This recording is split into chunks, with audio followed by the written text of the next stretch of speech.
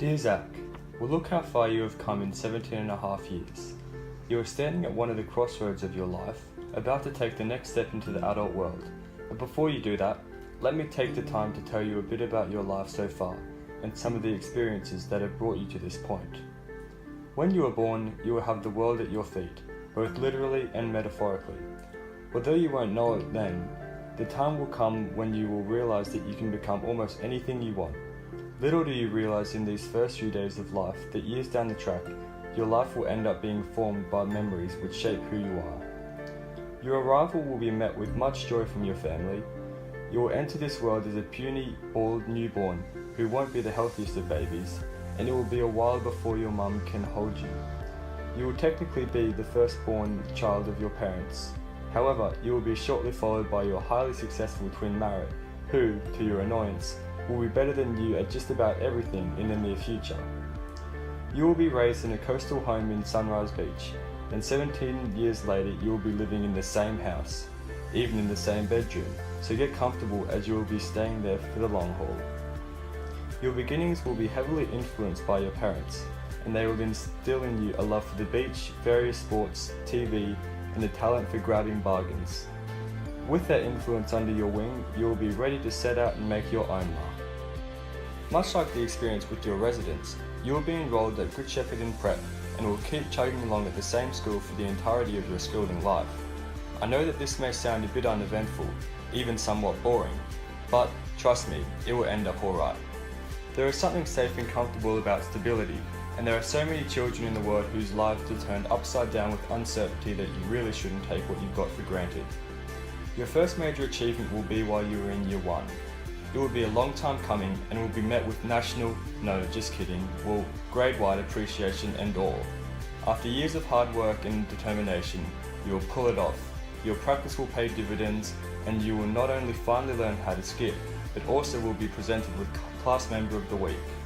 This will be the first time you will have a true feeling of accomplishment. After this defining moment, you will cruise on through primary school, with the next noteworthy event being your green stick fracture in grade 3, as a result of a brutal fall off the monkey bars in front of just about everyone. You will gain some dignity back, however, as you won't cry after your fall. You will carry this fact with pride for the next month and a half because of the newfound knowledge that managing to be brave enough to not cry after breaking your arm has made you tough as all heck. In year 5, your obsession and addiction to Clash of Clans will begin. You will become emotionally attached to your village on your iPod 4 and spend every spare second on growing your village and, of course, raiding. Your love for the game will be apparent by the emotions displayed on your face when playing, from passion when building your village, accomplishment when winning raids and wars, and respect as a two-way street for your clanmates. Later on in this year, you will go on your first trip overseas to Bali, which will be incredible. You'll be awestruck by the contrast between beggars sitting on the street outside unbelievable 5-star hotels. You will partake in adventure activities such as whitewater rafting, high ropes, and water parks. One of your highlights will be being able to walk through Marcus stores and be able to buy almost anything you want. From food, to fake clothes, to painting, everything will be incredibly cheap and you will love it. However, although you will train for 3 months leading up to the trip by not drinking water in the shower, you will still manage to get Bali belly. This definitely will not be a great experience to say the least. From lying in the bathroom for hours of the night feeling and smelling like vomit, to fainting due to not wanting to eat, Bali belly will definitely not be one of your treasured moments. In year 5, you will return to Bali, do similar things to the first time, including getting Bali belly once again. You will go on another family trip to Bali in year 7, 8, and 9. Each time getting Bali belly without fail. At this stage, Bali will be significantly less exciting to the first couple of times. And after having Bali belly 5 times, including one time when you stained the bathroom floor with vomit, with the help of smelly, sickly, sweet, gluey puke, you will come to the conclusion that Bali isn't for you. You will also connect the dots of living in the same house your whole life, going to the same school and going on the same holiday 5 times, that your parents aren't like you and do not enjoy leaving their comfort zone or doing anything out of the ordinary. In grade 8, you'll become heavily involved in various sports including touch football, tennis and basketball. Although you won't ever be exceptionally good at any of these sports, you will enjoy being part of a team. You will put in months of hard work from then onwards, and although your grade 8 seasons won't go too well, the next year will be a successful one for both touch and basketball. This is due to the fact that you will win both tournaments, much to the joy of your coaches. The beginning of the season for basketball in grade 10 will be a different story, however. Still coming off your high from the previous season, this is going to be the year when you will be aiming to show off the skills you have learned. You will be playing point guard and you will hit 2 jump shots and a layup in the first few minutes of the game. Your mind will be running wild on encouragement being yelled at you from your teammates in the sideline, and you will be throwing fist pumps left, right and centre. However, this short-lived glory will come to a grinding halt in the 8th minute though, as when you go up for a layup, a boy from the other team will push you in the air and you will come plummeting down to the ground and put your arms forward to break your fall. You will feel no pain at this stage and get up as normal, but when you go to sweep your curly locks out of your face, to your horror you will quickly discover that something is amiss. As you take your arm away from your face, you will realise that it is snapped in half, and then you will let out a scream that will stop all games being played. Even though you'll be in a state of shock over the state of your arm, you will still take some comfort from knowing that you did make the layup though. After your night at Nambour Hospital and some happy gas enthused flirting with nurses, you will go home and unlike your first fractured arm in grade 3, you may or may not let out a few tears on the first night. Partially due to the excruciating burning pain which will sear through your arm, but also because of the nightmares you know are bound to come after having seen your disfigured arm.